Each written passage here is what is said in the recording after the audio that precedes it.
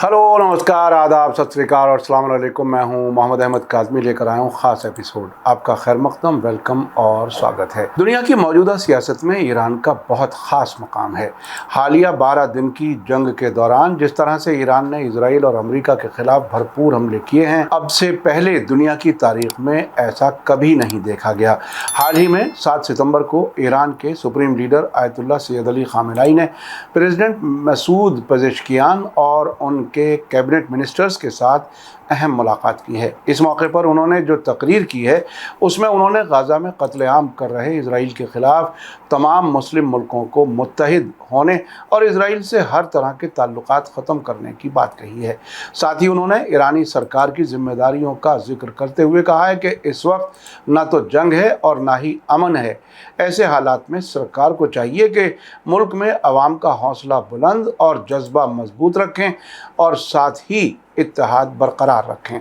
अब से पहले भी आपने आयतुल्लाह ख़ामेनी की तकरीरों को बहुत पसंद किया है। आज के इस एपिसोड में हम आपको आयतुल्लाह ख़ामेनी की ये अहम तकरीर उर्दू ज़बान में पेश कर रहे हैं, इसलिए आखिर तक ज़रूर देखें। उनकी तकरीर हमेशा बहुत अहम होती है। अगर आपने अभी तक media star world YouTube channel subscribe नहीं किया है तो सब्सक्राइब कर लें और घंटी दबाना ना भूलें ताकि हमारी हर नई वीडियो का नोटिफिकेशन आप तक पहुंच सके। आइए देखें ईरान के supreme leader Ayatollah Syed Ali Khamenei ने क्या कुछ कहा है। अस्सलामु अला सय्यदना मुहम्मद व आलिहि त्ताहिरीन सियमा बक़ियतिल्लाहि फ़िल अर्ज़। अवलन खुदा क़ुव्वत अर्ज़ मिکنیم। सबसे पहले मैं 14वीं हुकूमत के तमाम ज़िम्मेदारों और दोस्तों को खुलूस दिल से उनके लिए दुआ करता हूँ और उनकी हौसला अफजाई करता हूँ, चाहे वो सरगर्म मसूलीन हों या मेहनती कारकुनान। ख़ास तौर पर वो इदारे जिन्होंने इन 12 दिनों के इम्तहान में नुमाया किरदार अदा किया, जैसा कि डॉक्टर पेज़ेश्कियान ने जिक्र किया, मसलन वज़ारत सेहत और कुछ दूसरे शोबे। हमें भी इत्तला है कि इन इदारों ने इन 12 दिनों में हकीकी माना में कुर्बानी और फ़िदाकारी से किरदार अदा किया। हम सब का शुक्रिया अदा करते हैं। मैं ख़ास तौर पर सदर मोहतरम का शुक्रिया अदा करता हूँ कि वो भरपूर और मौसर काम अंजाम दे रहे हैं। इसी जज्बे, इसी नीयत और इसी हौसले के साथ काम करना वही चीज़ है जिसकी हमारे मुल्क को ज़रूरत है। उनका हालिया चीन का सफ़र भी एक नहायत अच्छा सफ़र था और ये बिल्कुवा एक ऐसी बुनियाद है। मैं ये नहीं कहता कि फ़िलहाल मुकम्मल तौर पर, लेकिन मुस्तकबिल में मुल्क के बड़े और ज़रूरी वाक़यात के लिए, चाहे इक़्तिसादी पहलू हो या सियासी पहलू, बहुत अहम मौका फ़राहम कर सकता है। खुशकिस्मती से उन्होंने इस सफ़र के ज़रिए ऐसी बुनियाद फ़राहम की है जिसके नताइज हासिल हुए हैं और इंशाअल्लाह इसकी अमलदारी और तकमील होनी चाहिए। बात शुरू करने से पहले मैंने अपनी नोटबुक के आखिर में एक नुक्ता लिखा था जो मुझे मुनासिब लगता है कि सबसे पहले वही अर्ज़ करूं, और वो ये है कि जो ज़िम्मेदारान और हुकूमती अहदेदार आवाम से गुफ्तगू करते हैं उन्हें मुल्क की ताकत, क़ुव्वत और इम्कानात के बयान करने वाला होना चाहिए, जैसे कि आज सदर मोहतरम ने अपनी गुफ्तगू में बयान किया, ना कि कमज़ोरियों के बयान करने वाले। जी हाँ, हमारे यहाँ कमज़ोरियाँ हैं, नक़ाइस हैं, कमी है। कौन सा मुल्क है जिसमें ये सब नहीं होता? लेकिन हमारे पास ताकत, क़ुव्वतें भी हैं, सलाहियतें भी हैं, बहुत से काम भी हुए हैं, जद्दोजहद और कोशिशें अंजाम दी गई हैं। इन सब को बयान करना चाहिए और आवाम को बताना चाहिए। इस मैदान में अखबार भी ज़िम्मेदार हैं, रेडियो टेलीविज़न भी ज़िम्मेदार हैं और सबसे ज़्यादा खुद हुकूमती ज़िम्मेदारान इस वक्त ज़िम्मेदार हैं जब वो आवाम के सामने आकर माइक के पीछे खड़े होते हैं। उन्हें मुल्क की कमज़ोरी और नाउम्मीदी के रावी नहीं होना चाहिए।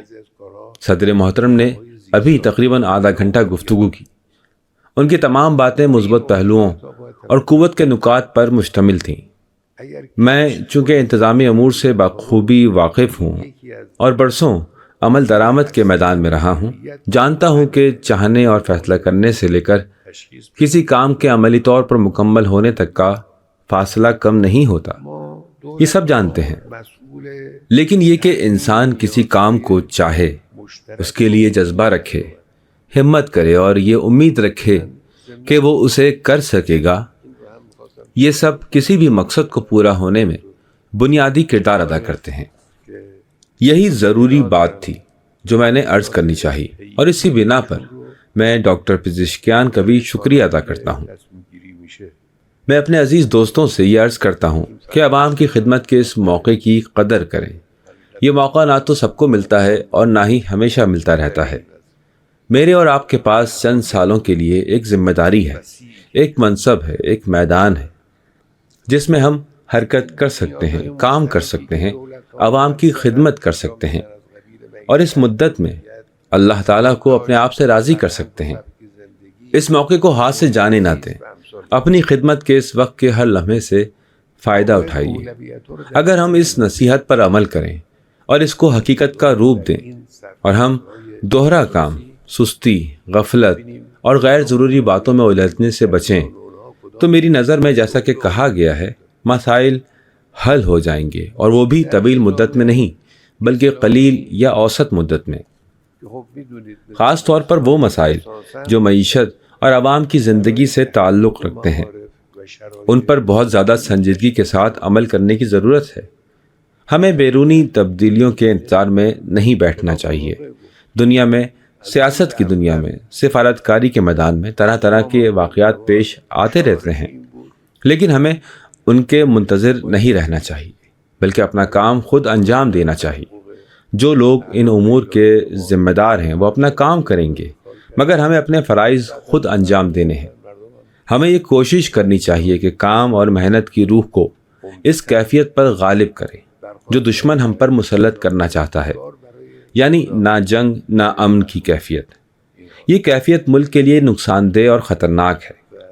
یہ کوئی اچھی فضا نہیں ہے، لہٰذا ہمیں محنت، کوشش، عزم اور حوصلے کی روح کو گفتار سے، عمل سے اور نتائج دکھا کر اس کیفیت پر غالب آنا ہوگا۔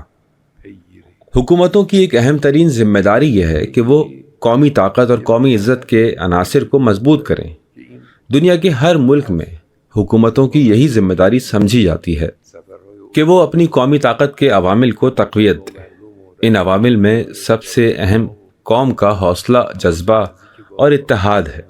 یعنی اگر ہم طاقت کے عوامل کو گنیں تو سب سے بڑھ کر یہ ہے کہ قوم متحد ہو، پرجوش ہو، پر امید ہو اور باانگیزہ ہو۔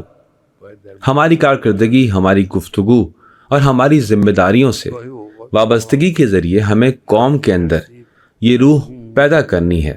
اگر یہ روح پہلے سے موجود ہے تو اسے اور مضبوط کرنا چاہیے اور اس کو کمزور ہونے سے روکنا چاہیے۔ کاموں میں ہمیشہ ترجیحات کا خیال رکھنا ضروری ہے۔ کرنے کے لیے کام تو بہت زیادہ ہیں، لیکن صلاحیت، چاہے مالی ہو یا انسانی وسائل کی، لازمی طور پر اتنی نہیں ہے جتنی ضرورت ہے۔ اس لیے ضروری ہے کہ ترجیحات کو پہچانا جائے۔ ترجیحات کا معیار ایک تو کام کی فوری ضرورت ہے، اور دوسرا یہ کہ وہ کام بنیادی اور انفراسٹرکچر سے متعلق ہو۔ کچھ کام فوری نوعیت کے ہوتے ہیں اور کچھ بنیادی ڈھانچے سے تعلق رکھتے ہیں۔ دونوں اہم ترجیحات ہیں، ان پر خاص توجہ دینی چاہیے۔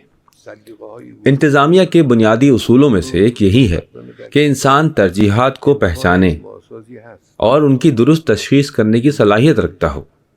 میں اس موقع پر ڈاکٹر عارف کا بھی شکریہ ادا کرنا چاہتا ہوں۔ مجھے علم ہے کہ وہ ان کاموں کے سلسلے میں جو فیصلے کیے جاتے ہیں، مسلسل اجلاس منعقد کرتے ہیں اور ان کی عملداری سے متعلق باز پرس کرتے ہیں۔ خاص طور پر یہ بات نظر انداز نہ ہو اور بھلائی نہ جائے، حقیقت یہ ہے کہ وہ محنت کر رہے ہیں، کام کر رہے ہیں، اور ان کی اس وسیع سرگرمی اور کوششوں سے ہم باخبر ہیں۔ ریاستی ادارے عوام کی مشترکہ اور عمومی ضروریات پوری کرنے کے ذمہ دار ہوتے ہیں۔ یہ مشترکہ ضروریات جنہیں حکومتوں کو لازماً انجام دینا چاہیے، روزگار و معیشت، سلامتی و امن، صحت، ثقافت اور طرز زندگی، ماحولیات اور اس جیسے دیگر امور ہیں۔ ہمیں ان میں سے اولویتوں کو تلاش کرنا ہوگا، یعنی ان بنیادی شعبوں میں دیکھنا ہوگا کہ کس چیز کو زیادہ ترجیح حاصل ہے۔ اور ان کے اندر بھی کس چیز کو زیادہ مقدم سمجھنا چاہیے۔ آپ جانتے ہیں کہ اسلامی نظام دراصل اسلامی معارف اور احکام کے نفاذ کے لیے قائم کیا گیا تھا۔ جو بھی اس کے علاوہ کچھ کہے وہ خلاف حقیقت کہتا ہے۔ ابتدا ہی سے امام خمینی رحمۃ اللہ علیہ کا نعرہ یہی تھا کہ سب کچھ اللہ کے لیے ہو، اللہ کے مقاصد، تعلیمات اور احکام کے نفاذ کے لیے کام کیا جائے۔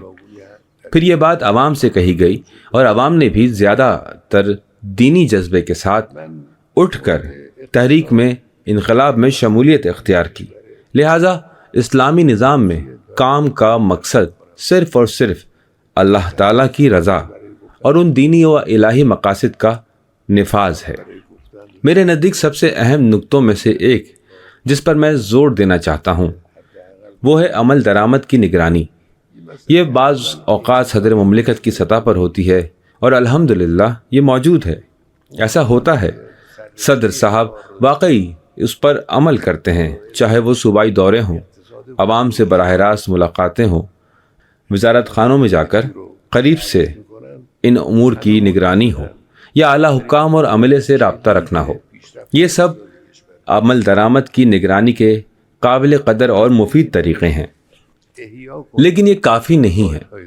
عمل درآمد کی نگرانی کا نظام حکومتی ڈھانچے کے اندر بھی موجود ہونا چاہیے، خاص طور پر درمیانی سطح کے منتظمین میں۔ بعض اوقات ایسا ہوتا ہے کہ وزیر کوئی فیصلہ کرتا ہے، اسے منظور بھی کرتا ہے، چاہتا بھی ہے کہ وہ کام ہو، حکم بھی جاری کرتا ہے، اس کا نائب بھی وہی حکم نیچے بھیج دیتا ہے، مگر جیسے ہی 2-3 واسطوں سے گزرتا ہے معاملہ آہستہ آہستہ ٹھنڈا پڑ جاتا ہے اور آخر میں بالکل ختم ہی ہو جاتا ہے۔ جب تک وہ اصل کام کرنے والوں کے ہاتھوں تک پہنچتا ہے کچھ باقی ہی نہیں رہتا، حالانکہ اصل کام تو انہی ہاتھوں نے کرنا ہوتا ہے، دماغ تو صرف حکم دیتا ہے۔ اسی لیے عمل درآمد کی نگرانی انتہائی ضروری ہے۔ عمل درآمد کی نگرانی اس وقت تک جب تک کام عملی طور پر انجام نہ پا جائے، جب تک نتیجہ حاصل نہ ہو جائے، کیونکہ درمیان میں مختلف رویے اور ذاتی سلیقے اثر انداز ہو جاتے ہیں۔ آج خوش قسمتی سے ملک میں اتفاق رائے پیدا کرنے کا موقع موجود ہے۔ اس وقت حالات ایسے ہیں کہ تینوں قوہ، مجریہ، مقننہ اور عدلیہ کے سربراہ ایک دوسرے کے ساتھ ہم آہنگ اور ہم خیال ہیں اور آمادگی بھی رکھتے ہیں۔ فیصلہ ساز اور پالیسی بنانے والے بہت سے ادارے بھی ایک دوسرے کے ساتھ ہیں۔ اس لیے آج اتفاق رائے پیدا کرنا میری نظر میں ماضی کے مقابلے میں کہیں زیادہ آسان ہے۔ اس موقع سے فائدہ اٹھانا چاہیے، ان کاموں کو آگے بڑھانا چاہیے جن پر سب کا اتفاق ہے، اور عملی طور پر حرکت شروع کرنی چاہیے۔ یہ کام حقیقت میں بڑے اور اہم ہے۔ مثال کے طور پر وہی چند نکات جو صدر محترم نے ذکر کی۔ حکومت کے ڈھانچے کو مناسب شکل میں ہلکا کرنا، یعنی ایسے اداروں کو ختم کرنا جن کا ہونا یا نہ ہونا کوئی فرق نہیں ڈالتا یا تقریباً ایک جیسا ہے۔ وزارت خانوں، محکموں یا اداروں میں ملازمین کی تعداد کو کم کرنا، یہ سب نہایت اہم اور بیک وقت مشکل کام ہیں، آسان نہیں ہے، لیکن موجودہ ہم آہنگی اور ہم فکری کے ماحول میں یہ سب کچھ ممکن ہے اور یہ اقدامات کرنے ہی ہوں گے۔ یہ ایک بڑی نعمت اور بڑا موقع ہے۔ البتہ مختلف ذوق اور سلیقے موجود ہیں اور رکاوٹیں بھی ہیں، لیکن ان رکاوٹوں کو دور کرنا ہوگا۔ میں ملک کے ایک نہایت اہم مسئلے یعنی معاشی امور کے بارے میں چند سفارشات عرض کرنا چاہتا ہوں۔ البتہ کہنے کے لیے باتیں بہت زیادہ ہیں، جیسا کہ ابھی اشارہ بھی کیا گیا، بیان کرنے کے لیے نکات اور مطالب بہت ہیں، لیکن فی الحال ہمیں اختصار کے ساتھ چند بنیادی باتوں پر اکتفا کرنا ہوگا۔ پہلا مسئلہ پیداواری اداروں کی بحالی ہے۔ جو لوگ اس کام کے ماہر ہیں اور عملی معیشت اور حقیقی اقتصادی مسائل کو سمجھتے ہیں، سب اس بات پر متفق ہیں کہ پیداوار ہی ملکی معیشت کی ترقی کی کنجی ہے۔ لہذا پیداوار پر توجہ دیجیے، پیداواری اداروں کو دوبارہ فعال کیجیے۔ ابھی اشارہ کیا گیا کہ بعض فیکٹریوں کی بجلی منقطع کر دی گئی ہے اور بعض جگہوں پر واقعی ہنگامی صورتحال ہوتی ہے، لیکن جہاں ایسا کوئی اضطرار، مجبوری موجود نہیں، وہاں پیداوار کے مسئلے کو پوری سنجیدگی سے لینا ہوگا یہ میری پہلی سفارش ہے۔ میری دوسری سفارش ہے کہ بروقت بنیادی اشیاء ضرورت کی فراہمی کو یقینی بنایا جائے۔ یہ ملک کے اہم مسائل میں سے ایک ہے۔ بعض اوقات ایسا ہوتا ہے کہ متعلقہ ذمہ دار نے ہمیں رپورٹ دی کہ فلاں چیز جو بنیادی اور ضروری اشیاء میں سے ہے، جتنے عرصے کے لیے ذخیرہ ہونی چاہیے تھی، اس کا صرف 1/3 حصہ موجود ہے۔ اب یہ کیوں ہمیں رپورٹ کیا میں نہیں جانتا، لیکن بہرحال یہ ایک خطرہ ہے۔ ہمیں چاہیے کہ بروقت اشیاء ضرورت کو فراہم کریں اور ان کے ذخائر ہمیشہ مطلوبہ معیار کے مطابق ہوں۔ ممکنہ خطرات ہمیشہ موجود رہتے ہیں اور ہم ہر خطرے کی پیش گوئی نہیں کر سکتے۔ کبھی ایسا وقت آ جاتا ہے کہ جس چیز کو آج درآمد کیا جا سکتا ہے، آئندہ کسی موقع پر وہ درآمد نہ کی جا سکے۔ اس لیے پیشگی طور پر منصوبہ بندی کی ضرورت ہے۔ لہذا ملک میں بنیادی اشیاء کی موجودگی ایسی ہونی چاہیے جو مکمل طور پر اطمینان بخش ہو۔ اگر یہ اشیاء بروقت اور کافی مقدار میں موجود ہوں تو عوام کے دسترخوان پر اس کا براہ راست اثر پڑے گا، یعنی بازار میں وقتی اور مصنوعی مہنگائی پیدا نہیں ہوگی اور غذائی سلامتی کو کوئی خطرہ لاحق نہیں ہوگا۔ یہ ایک نہایت اہم مسئلہ ہے۔ بنیادی اشیاء ضرورت کے بارے میں ایک اور نکتہ یہ ہے کہ پچھلے چند برسوں سے یہ بات بار بار کہی جا رہی ہے کہ ان کی درآمد کو مقابلہ جاتی بنایا جائے۔ اس وقت بعض بنیادی اجناس کی درآمد صرف چند ہاتھوں یا اداروں کے انحصار میں ہے۔ یہ انحصار نقصان دہ ہے۔ اسی انحصار کی وجہ سے متعلقہ ادارے مجبور اور محدود ہو جاتے ہیں۔ اس لیے ضروری ہے کہ اس دائرے میں مسابقت، مقابلہ پیدا کیا جائے، یعنی چاہے وہ ممالک ہوں جہاں سے یہ اجناس درآمد کی جاتی ہیں یا وہ افراد و کمپنیاں جو براہ راست درآمد کنندہ ہیں، سب کے درمیان مقابلے کی فضا ہونی چاہیے۔ اس سے ملک میں اشیاء کے درآمد کے نظام کو کافی حد تک مدد ملے گی۔ یہ کہا جاتا ہے کہ اگر درآمد کو مسابقاتی، مقابلہ جاتی بنایا جائے تو نہ صرف بیرونی خریداری کی زر مبادلہ لاگت کم ہوگی بلکہ اندرون ملک قیمتیں بھی کم ہو جائیں گی۔ یہ عوام کے لیے ایک بڑی خوشخبری اور ملک کے لیے نہایت اہم مسئلہ ہے۔ آخرکار عوام کی معیشت کا مسئلہ ملک کے سب سے اہم مسائل میں سے ہے، جیسا کہ ابھی صدر مملکت نے بھی اشارہ کیا۔ ایسا نظام ہونا چاہیے کہ لوگ تقریباً 10 بنیادی اشیاء ضرورت یا اس سے کچھ کم بلا خوف مہنگائی حاصل کر سکیں۔ یعنی یہ نہ ہو کہ آج ایک قیمت ہو، کل افراط زر مہنگائی کی وجہ سے وہ قیمت دگنی ہو جائے یا اس کے قریب ہو جائے۔ اس وقت بعض دوستوں نے راشن کارڈ کی بات کی ہے اور ماہرین اور اہل فن بھی اس کی تائید کرتے ہیں۔ اگرچہ میں خود اس موضوع میں عملی طور پر براہ راست داخل نہیں رہا، لیکن میرے نزدیک یہ کام آگے بڑھایا جانا چاہیے۔ کہا جاتا ہے کہ راشن کارڈ کے نفاذ کے لیے بنیادی ڈھانچہ انفراسٹرکچر موجود ہے اور اس سے فائدہ اٹھایا جا سکتا ہے۔ اس طرح ایک ایسا انتظام ممکن ہے کہ عوام تقریباً 10 بنیادی اشیاء کو بلا جھجک اور مقررہ قیمت پر حاصل کر سکیں۔ یہ بھی اسی باب میں ایک اہم سفارش تھی۔ دیگر اشیاء ضرورت کے بارے میں بھی بازار کے نظم و ضبط کے لیے سنجیدہ سوچ ہونی چاہیے۔ عوام کو یہ احساس نہیں ہونا چاہیے کہ بازار کو بالکل آزاد اور بے قابو چھوڑ دیا گیا ہے، کہ آج ایک قیمت ہے، کل اچانک بڑے فرق کے ساتھ قیمت بڑھ گئی، یہاں ایک قیمت ہے، وہاں کوئی دوسری قیمت کے ساتھ۔ اس طرح کی کیفیت جو بازار کے بے مہار ہونے کی علامت ہے، عوام کے حوصلے اور ذہنی سکون کو نقصان پہنچاتی ہے۔ ایسا احساس پیدا نہیں ہونا چاہیے۔ ذخائر کے بارے میں جو بات میں نے پہلے عرض کی تھی، اسی کے ساتھ یہ کہنا بھی بیجا نہیں ہوگا کہ سردیوں کے لیے گیس کا ذخیرہ کرنا نہایت اہم مسئلہ ہے۔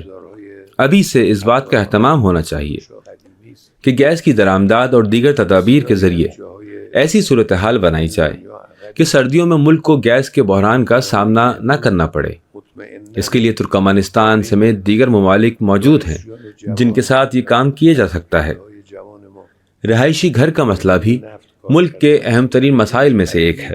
در حقیقت یہ بنیادی مشکلات میں شمار ہوتا ہے۔ ہمارے سامنے کچھ تجاویز پیش کی جاتی ہیں لیکن چونکہ عمل کرنا ہمارے اختیار میں نہیں ہے، اس لیے ہم ان کو متعلقہ ذمہ داروں کے سپرد کرتے ہیں۔ رہائش کے مسئلے کو مکمل طور پر یا کم از کم کسی حد تک حل کرنے کے حوالے سے جو تجاویز آتی ہیں وہ ذمہ دار حضرات ضرور سنیں، ان پر عمل کریں اور انشاءاللہ انہیں نتیجے تک پہنچائیں۔ ایک اور اہم مسئلہ خام تیل کا ہے۔ ابھی اشارہ کیا گیا کہ تیل کی پیداوار اور برآمدات میں اضافہ ہوا ہے، لیکن اس کے باوجود تیل کی پیداوار ملک کی معیشت میں اس کی اہمیت کے باوجود مطلوبہ مقدار سے کم ہے۔ ہمارے تیل نکالنے کے طریقے پرانے ہیں، آلات پرانے ہیں، طریقہ کار پرانا ہے، اور ہم دنیا کے بہت سے تیل پیدا کرنے والے ممالک سے اس خطے میں پیچھے ہیں۔ حالانکہ آج ہمارے نوجوان طلباء اور تعلیم یافتہ افراد جو تیل کے شعبے میں کام کر چکے ہیں یقیناً بڑے اہم کام انجام دے سکتے ہیں، ان سے مدد لینی چاہیے۔ اس سلسلے میں ہمیں ماضی میں ایک تجربہ بھی ہوا۔ ایک مشکل مسئلہ درپیش تھا، 2-3 نوجوان طلبہ ہمارے پاس آئے اور کہا کہ ہم اس مسئلے کو حل کر سکتے ہیں۔ میں نے انہیں وزیر تیل کے پاس بھیجا اور وزیر تیل نے بعد میں کہا کہ یہ مسئلہ حل ہو گیا، یعنی چند نوجوان طلبہ اور تعلیم یافتہ افراد شاید تیل کی پیداوار، تیل نکالنے کے طریقوں اور دیگر امور میں ایک تبدیلی پیدا کر سکیں۔ جہاں تک تیل کی برآمدات کا تعلق ہے، ہمیں مزید متحرک ہونے کی ضرورت ہے۔ خاص طور پر تیل خریدنے والوں کی تعداد اور تنوع بڑھانا ایک اہم مسئلہ ہے جس پر انشاءاللہ لازماً حتماً کام کیا جانا چاہیے۔ میں ایک نصیحت فضول خرچی کے بارے میں بھی کرنا چاہتا ہوں۔ حقیقت یہ ہے کہ ہم بہت زیادہ فضول خرچی کرتے ہیں۔ چند سال پہلے میں نے سال کا نعرہ بھی فضول خرچی سے بچنے کے بارے میں رکھا تھا، ابھی ٹھیک سے یاد نہیں، تاکہ لوگ فضول خرچی نہ کریں۔ لیکن کچھ لوگ ہمارے پاس آئے اور کہا کہ سب سے زیادہ فضول خرچی تو خود آپ لوگ یعنی حکومت کرتی ہے۔ ہم نے دیکھا تو یہ بالکل صحیح ثابت ہوا اور بالکل درست بات تھی۔ بجلی کے شعبے میں بھی فضول خرچی ہے، گیس میں بھی، پانی میں بھی، عمارتوں اور تعمیرات میں بھی، سفر کے معاملے میں بھی، اور اسی طرح دوسرے امور میں بھی۔ غیر ضروری سفر کی کیا ضرورت ہے؟ بہت سے سفر تو بالکل ہی غیر ضروری ہوتے ہیں۔ پھر سفر پر جانے والوں کے ساتھ دگنی یا 3 گنا تعداد میں افراد کو ساتھ لے جانا، اس کی کیا ضرورت ہے؟ اگر واقعی کسی سفر پر جانا ضروری بھی ہو تو اتنے ہی افراد ساتھ ہوں جن کی موجودگی ضروری ہے۔ اسی طرح مہنگے ہوٹلوں میں قیام کرنا جہاں سفر کیا گیا ہو، یہ سب فضول خرچی ہے۔ ان فضول خرچیوں سے لازماً بچنا چاہیے۔ آخرکار جب آمدنی کم ہو تو اخراجات بھی کم کرنے پڑتے ہیں۔ چون دخلت نیز خرج آہستہ تر کن کہ میگوین ملاحان سرودی، اگر باران بے کوہستان نہ بارد، بے سالی تچلے گردد خوش رودی۔ سب سے پہلے وسائل فراہم کرنے چاہیے، اس کے بعد خرچ کرنے کے بارے میں سوچنا چاہیے۔ میری گفتگو کا آخری حصہ غزہ اور ان بے مسائل جرائم و مظالم سے متعلق ہے جو یہ ملعون صہیونی انجام دے رہے ہیں۔ واقعی انسان حیران رہ جاتا ہے کہ یہ سب کیسے ممکن ہے، اتنے جرائم، اتنی تباہ کاریاں، اور ان سب پر وہ ذرہ برابر بھی شرم نہیں کرتے۔ کھلم کھلا کہتے ہیں کہ یہ سب ہم کر رہے ہیں، ہم کرنا چاہتے ہیں اور ہم کریں گے۔ اس سب کا علاج ہونا چاہیے۔ ہاں، یہ درست ہے کہ امریکہ اس کا پشت پناہ ہے، صہیونی حکومت کا پشت پناہ ہے، اور امریکہ ایک بڑی طاقت بھی ہے، اس میں شک نہیں۔ لیکن اس صورتحال کا مقابلہ کرنے کا راستہ بند نہیں ہے، کھلا ہوا ہے۔ وہ ممالک جو اعتراض کر رہے ہیں، جو آج اسلامی اور غیر اسلامی دونوں اقوام کو شامل کرتے ہیں، خاص طور پر اسلامی ممالک کو چاہیے کہ اپنے تجارتی تعلقات اس صہیونی ظالم حکومت کے ساتھ مکمل طور پر ختم کریں، اور حتیٰ کہ سیاسی تعلقات بھی ختم کریں تاکہ اسے تنہا کر دیا جائے۔ آج تو یہ خبیث صہیونی نظام ویسے بھی دنیا کی سب سے زیادہ تنہا اور سب سے زیادہ نفرت انگیز منفور ترین حکومت ہے، اس میں کوئی شک نہیں۔ لیکن اس سے آگے بھی جایا جا سکتا ہے، اور اس ظالم حکومت کے تمام راستے بند کیے جانے چاہیے۔ یہ سب حکومتوں کی ذمہ داری بنتی ہے۔ میری رائے میں ہماری سفارتکاری کی ایک اہم سمت یہ ہونی چاہیے کہ ہم حکومتوں کو نصیحت اور تاکید کریں کہ اپنے تعلقات کو صہیونی حکومت کے ساتھ ختم کریں، سب سے پہلے اور سب سے بڑھ کر تجارتی تعلقات اور اس کے بعد سیاسی تعلقات بھی۔ یہاں میں ایک بات اہل قلم و بیان سے بھی کرنا چاہتا ہوں، اور وہ یہ ہے کہ جو لوگ اخبارات میں لکھتے ہیں، مضامین تحریر کرتے ہیں، ریڈیو اور ٹیلی ویژن پر گفتگو کرتے ہیں یا سوشل میڈیا پر اظہار خیال کرتے ہیں، انہیں چاہیے کہ اپنے ملک کے خلاف بات نہ کریں، اپنے ملک کی کمزوریوں کے ترجمان نہ بنیں، بلکہ ملک کی طاقت کے پہلو عوام کے سامنے بیان کریں۔ وہ حقیقی قوتیں اور صلاحیتیں جو حقیقت میں موجود ہیں انہیں عوام کو بتائیں۔ انشاءاللہ اللہ تعالیٰ آپ سب کی توفیقات میں اضافہ فرمائے، آپ کی مدد کرے اور آپ کو یہ بھاری اور اہم ذمہ داری بہترین طریقے سے انجام دینے کی توفیق عطا فرمائے۔ ہم آپ کے لیے دعا گو ہیں۔ دعاتون میکنیم۔ السلام علیکم ورحمۃ اللہ۔ میڈیا اسٹار ورلڈ کی آج کی پیشکش آپ کو کیسی لگی کمنٹس میں ضرور لکھیں۔ تھینک یو، دھنیہ واد، شکریہ، جے بھارت، جے ہند۔ میڈیا اسٹار ورلڈ کے اور ویڈیو دیکھنے کے لیے ہمارے چینل کو سبسکرائب کریں اور سیدھے نوٹیفیکیشن پانے کے لیے بیل آئیکن دبائیں، اور اگر ہماری خبر سچی اور اچھی لگے تو اپنے واٹس ایپ، انسٹاگرام، فیس بک اور ٹویٹر اکاؤنٹ پر ضرور شیئر کریں۔